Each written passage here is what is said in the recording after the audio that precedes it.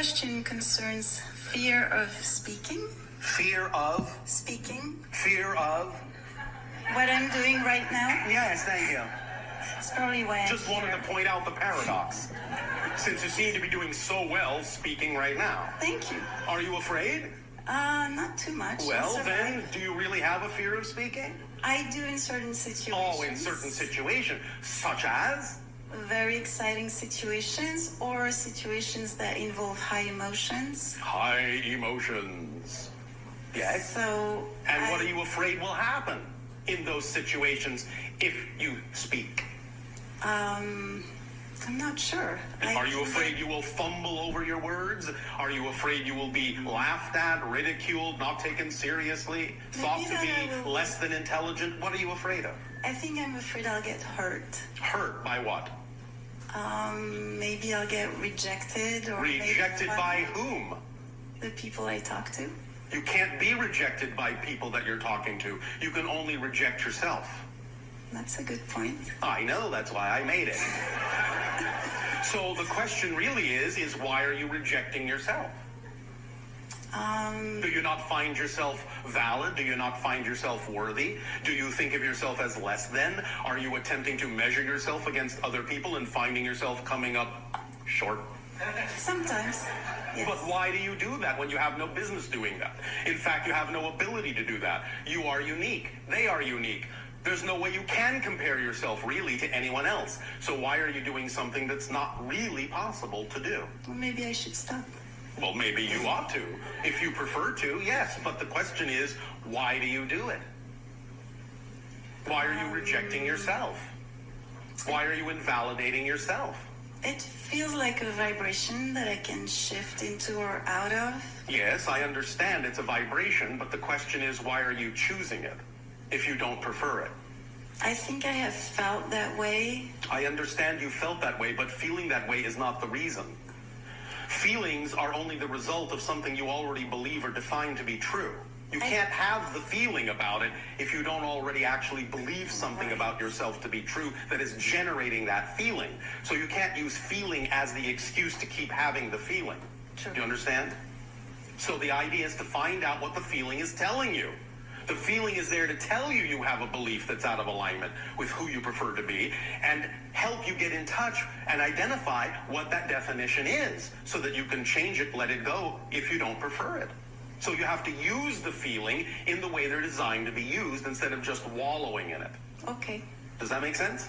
Yeah. So if you're having Absolutely. fear, then the question is, what would I have to believe is true about myself in this situation in order to feel the way I do?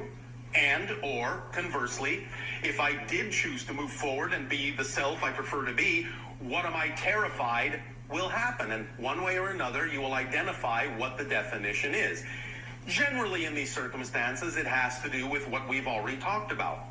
Issues of self-doubt, self-invalidation, not being worthy, not being good enough, so on and so forth. You understand? Yes. So you bought into these ideas somewhere in your life, either from your parents, your friends, your school, your society. Doesn't really matter where they came from. You bought into them as true, that I don't measure up. I'm not worthy, which is absolute nonsense, because if you really weren't worthy, believe me, you wouldn't exist, because creation doesn't make mistakes. So if you exist, then creation knows you need to exist, or it wouldn't be all that it is without you. You're that valuable. Wow. So stop arguing with creation about your worth. That's what you're doing. You're arguing with creation. True. I know, that's why I said it. So, are you ready to stop arguing with creation? Are you ready to believe that you're worthy by the very fact and the proof of your existence? Or are there still some other beliefs in there that are preventing you from really being who you prefer to be? And you do, by the way, notice that you've been speaking in front of a crowd during this entire conversation. I have noticed that. Thank you for reminding me. All right. I think what you just said Yes. gives me something I'm That you can willing allow to sink work in? on. Yes. All right, if you want to Yes. work on it, go ahead and work on it. And when you are done working on it, perhaps you will decide to actually shift. Okay. Yes, Yeah, it's all right if you want to work on it. That's fine. I'm not taking away your process. By all means, if that's the process you believe will work for you, then please don't invalidate it. It's absolutely valid. All I'm simply pointing out is that all of the working on it doesn't actually shift you. You shift when you decide to shift, and it's instantaneous. And the working on it is just giving you time to get used to the idea that you deserve to do it. But when you finally decide you deserve to do it, you'll just shift. So I could shift just now. You could shift instantly if you wanted to, if you believed that it was real for you. But if you don't believe it right now, that's okay too. You can enjoy working on it if that's what you want to do, if that will give you some perspective, if that will give you some stability, if that will give you a safe place to decide that you're worthy, then by all means work on it.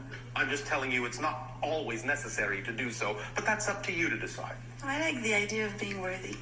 It's Oh, more yes. exciting than not being worthy. It is more exciting, and that's what tells you that that's what's true for you. Otherwise, it wouldn't be exciting. Absolutely. Make sense? Totally. Does this help you? Very much. Why, thank you for speaking with us.